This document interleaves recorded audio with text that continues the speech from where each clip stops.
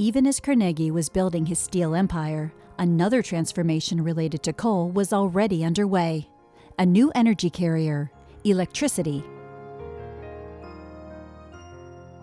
When electricity first came out, people went, hey, this is cool. What do we use it for? The first use of electricity was for light. The little incandescent electric bulb. It was invented more or less simultaneously by Joseph Swan here and Edison in America. And eventually they had a joint company called Edison. And this little lamp has a little filament in it which needs an enormous amount of power to make it glow. And if you've got lots of them, you need much more power. Right from the start, electricity came from the energy in coal.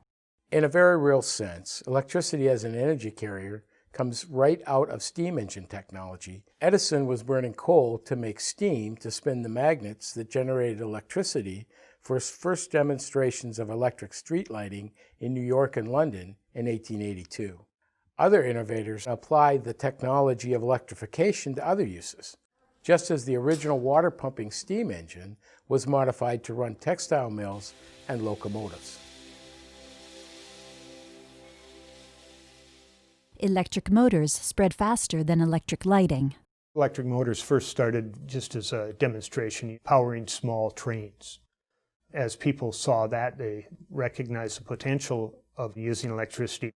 Elevators were created because we could use an electric motor to move something from one floor to another. The subways were some of the first uses of electric motors. Paris had subways run by electric motors.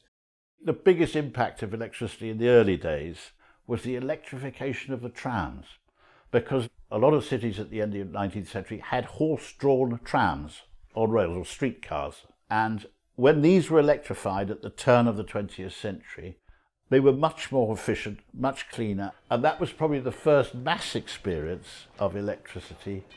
Electric motors came in America much more rapidly than in Britain. In factories, you had a series of fan belts run off a central rod, which was steam driven, which drove all the machinery.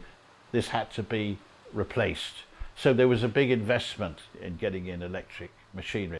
Because of the high cost, demand for electricity grew slowly.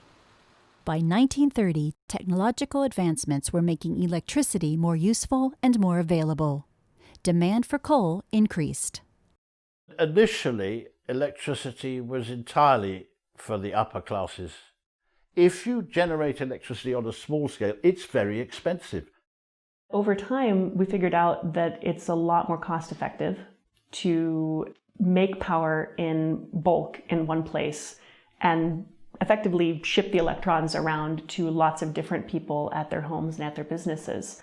So over time, you would get a city that would have its own small grid, and then those cities were all connected to one another. If you look at the way domestic appliances came in, the first really popular thing was the electric iron. They would unplug the ceiling light bulb and plug the iron into the ceiling socket. You didn't necessarily have a power socket. It came in bits and pieces like that. Once electricity had become widespread with the grid built, then electricity began to become relatively inexpensive, and nearly all of it in Britain was produced by power stations running on coal. So coal was absolutely vital. In America, local resources like oil and massive hydroelectric projects began meeting some demand. But coal-fired power plants generated half the electricity for the country's industry, businesses, and homes.